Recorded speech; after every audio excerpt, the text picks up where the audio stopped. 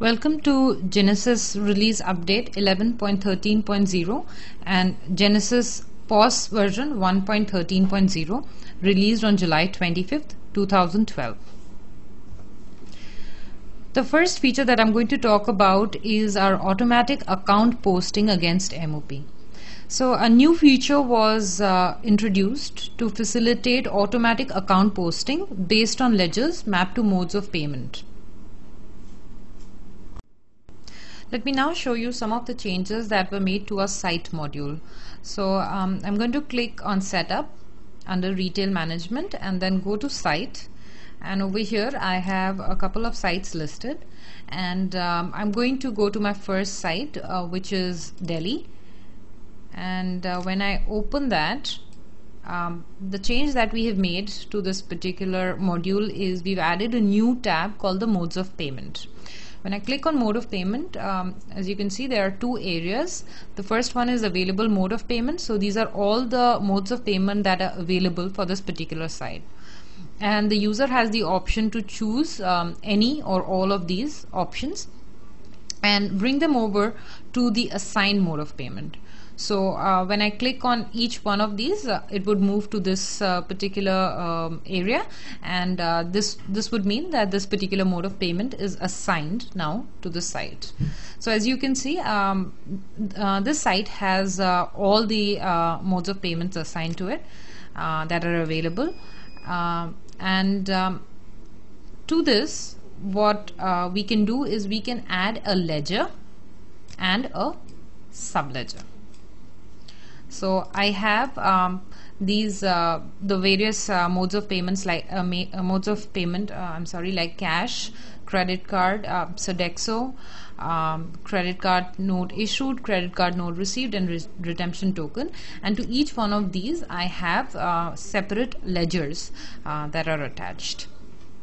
The user also has the option to remove any of these modes of payment if he desires to do that. So just by clicking on it and doing remove, it actually moves over to this particular area, and that would mean that this particular mode of payment has been removed. So I'm going to just go ahead and add that back for this scenario. The other change that the user can do is he can copy from another site. So on clicking the copy option, the application opens up a window and allows the user to choose any site that he would like to copy the MOP from. So if I were to choose Kolkata and click on OK, it would go ahead and copy all the MOPs that are assigned to Kolkata and overwrite these MOPs that are available here. But at this point, I do not want to overwrite my MOPs, so I'm going to just click on cancel and proceed. So that's pretty much the change that was incorporated in the mode of payment tab for the site module. Now I'm going to show you the changes made to the mode of payment module. Once again, to come to mode of payments, we need to click on setup and go to mode of payment. I already have this list open here, so I'm just going to go ahead and just click on the first mode of payment that is available to me, and as you can see, that is cash. So my mode of payment window opens up and it shows me the mode of payment that I have open, which is cash. Now the addition that we made in this particular release was we added this tab called site allocation. So if I click on site allocation, as you can see, I can view all the sites that can be allocated to this particular mode of payment. So once again, this list here on the left hand side shows me the list of available sites, and these are the assigned sites to this particular MOP. And now if you take a look at this, what you can see is once again I have the option of assigning a ledger or a sub-ledger to this if I wanted to. And then once again we have the option to select and remove the sites as and when we need to. So that's pretty much the change here in our mode of payment module. So now let's look at some of the impact of some of the effects, of posting MOP wise. So our objective was to be able to sort the sales that we had as per MOPs. So some of these effects can be seen in three major reports. One would be the trial balance, the second one would be the general ledger register, and the third one would be the sub ledger register. So I'm first going to go ahead and show you the trial balance. I'm going to specify a date range for the 24th, as I have settlements that I had made on the 24th. So I'm going to go ahead and specify that.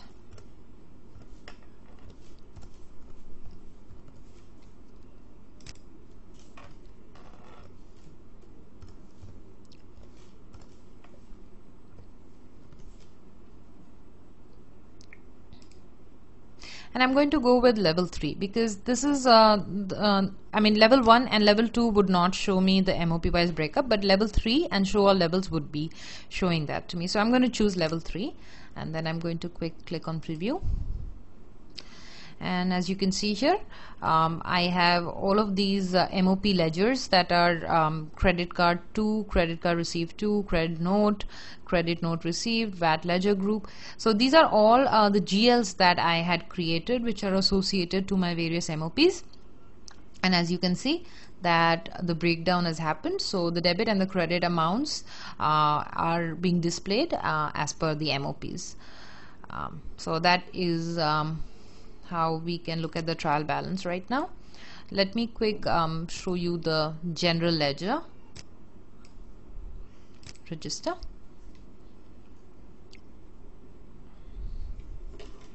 Oh, I'm sorry, I need to exit. Yes, and I am going to click on the general ledger, and over here once again I'm going to choose the date for 24th, as I have some settlements, as I mentioned earlier, for the 24th. So I'm going to preview this, and what I can see here is the debit and credit amounts all broken down by the ledgers that I had specified for my various MOPs. So that's the ledger wise breakdown. And the third report that I wanted to show you was the sub ledger.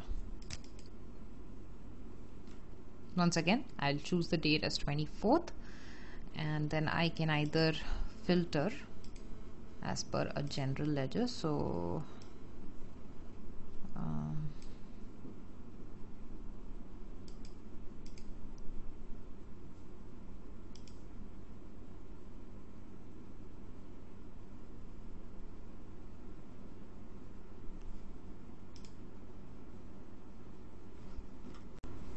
the third report that I wanted to show you was the sub-ledger summary, and over here again the date I'm choosing in 24th, and I'm going to go ahead and preview this. And now as you can see on my screen, I have all the ledgers broken down into the sub-ledgers, and the amounts for debit and credit showing as per the sub-ledgers. So this is how the MOP breakdown shows now for sub-ledgers. The next change that I want to discuss is about the analytics report. So there were some new columns added to the analytic reports. These columns can be viewed in the bill detail and the sale detail type of analytic reports. So the new columns that were added by promo name, promo number, promo name, promo start date, promo end date, promo slab range from, promo slab range to, promo benefit, promo discount type, promo discount factor, and promo discount price basis. So let's now look at,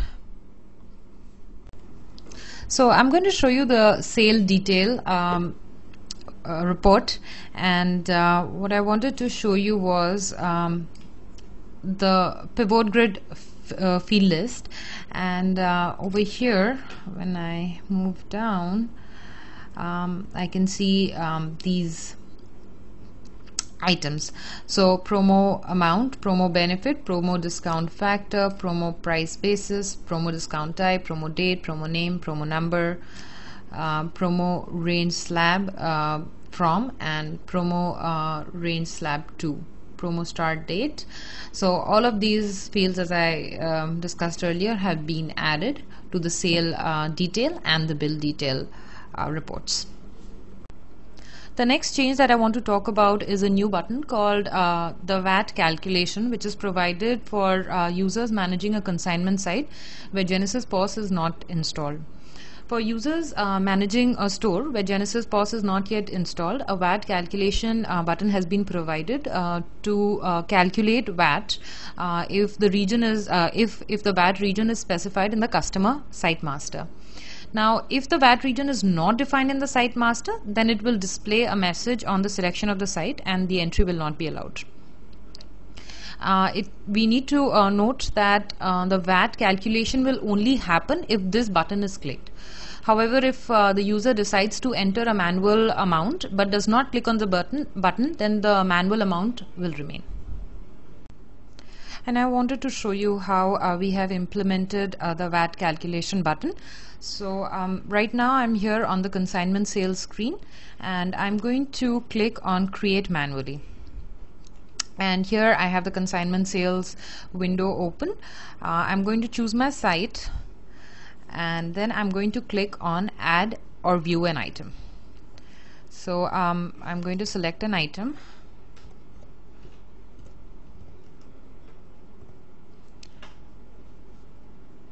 And I'm going to actually put in 2 items.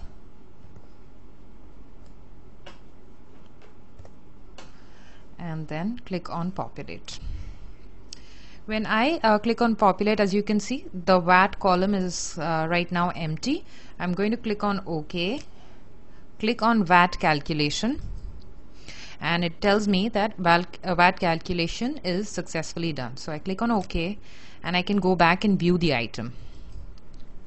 So as you can see, now my VAT is auto calculated based on the percentage that has been provided for this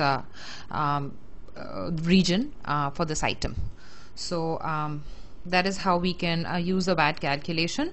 And then I'm going to save this, and as you can see, now I have a new item added here, and if I want, I can go back, view this, and view my VAT calculation. I'm sorry, view it. So there it is. So as long as I have not closed the sale, I can go back and change it if I choose to do that. So that brings me to the end of this VAT calculation implementation. The next change that I want to talk about is the negative stock alert check that has been provided during item scanning using the scan barcode option while doing a stock point transfer. I'm sorry. So right now we have an option by which the user can scan items using the scan barcode option. If for any reason the stock goes below that available in that particular stock point, then it will give a negative stock alert, and thus avoid the frustration that would be caused if the user had scanned several items and only on saving, if he got that alert that the desired stock was not available, then it would cause some frustration. But now with this this introduction of this feature, that can be avoided as long as he scans the items using the scan barcode option. So let's take a look at that. I now have open in front of me the stock point transfer window, and I'm going to select my first stock point, which is warehouse, and the destination, which is warehouse 2. And now I am going to go ahead and scan an item.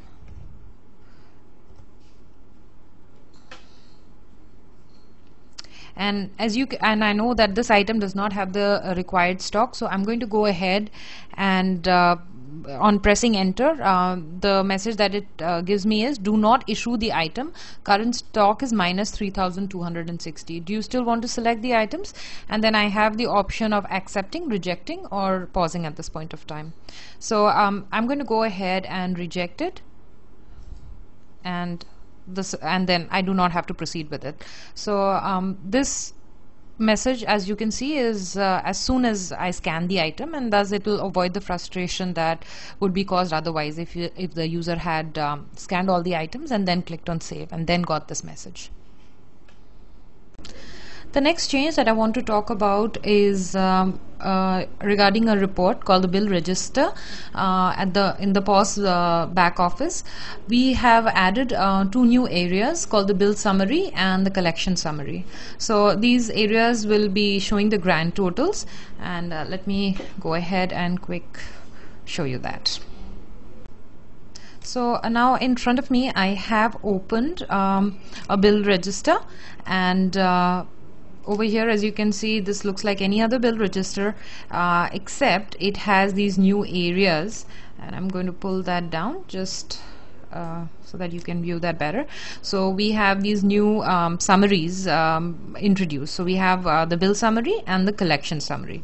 The bill summary shows the summary for the bill. So you have the total quantity, the number of bills, the basic amount, promotions if any, item discount, bill discount, loyalty discount, net amount, round off, and net payable.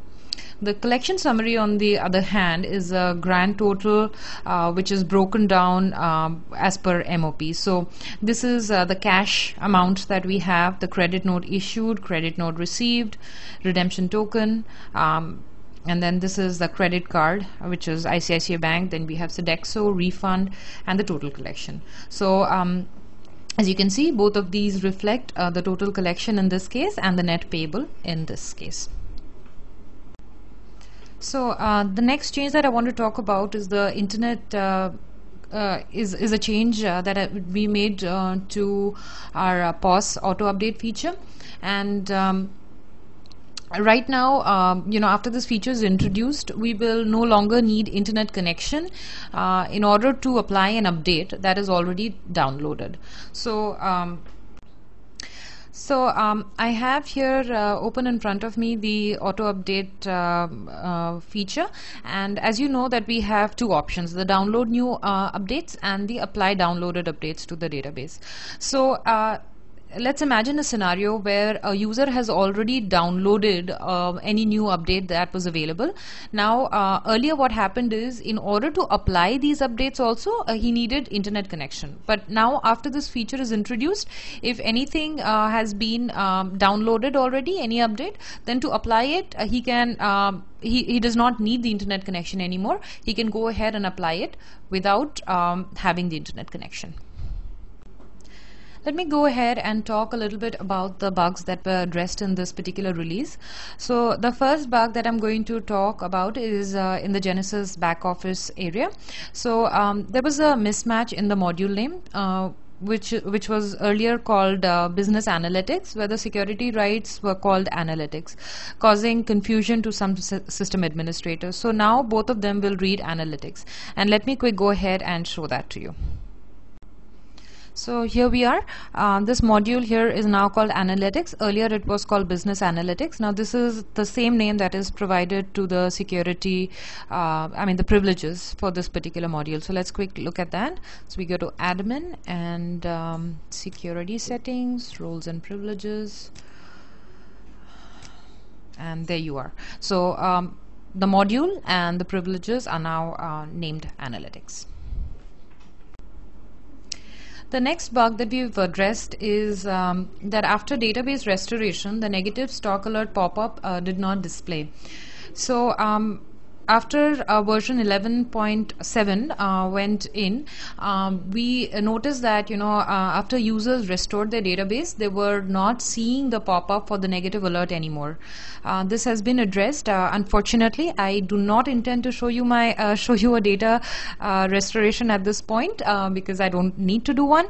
So I'm not going to show you that, but you will notice it the next time you restore a database, that you'll still get the pop-up for the negative stock alert. So this was a bug that was occurring when by which a user could violate the settlement threshold that was set up by HO by just simply changing the system date and then putting in new values for the new system date that he had set up. So let me quick go ahead and show you a scenario where I will try to reproduce this and show you how we are getting a validation now, which will stop the user from doing this any further. So let me show you a scenario where I have logged in on the 27th of July 2012 and I have scanned some items in my bill. Now when I click on F8, it allows me to proceed with my billing. So I'm just going to add 1000 rupees and save the bill. And as you can see, everything went on pretty smoothly. But now I'm going to scan some items.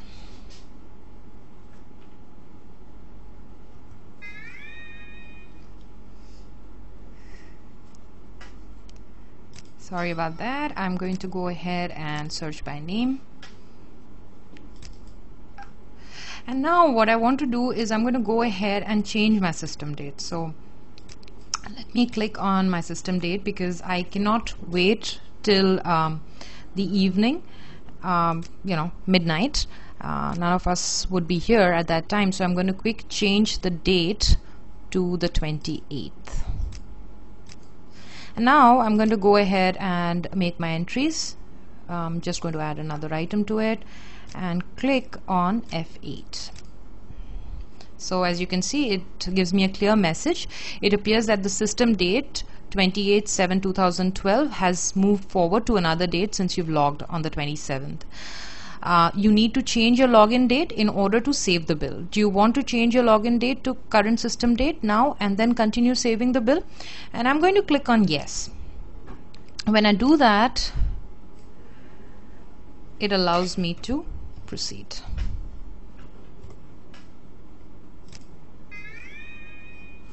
And then once again, since I have a settlement, which is my settlement threshold is just 1 day, so I had made a settlement yesterday, and now when I look at it, it gives me a clear validation saying that number of unsettled days is more than 1. System policy prevents you from doing any further operation in this module unless some days are settled.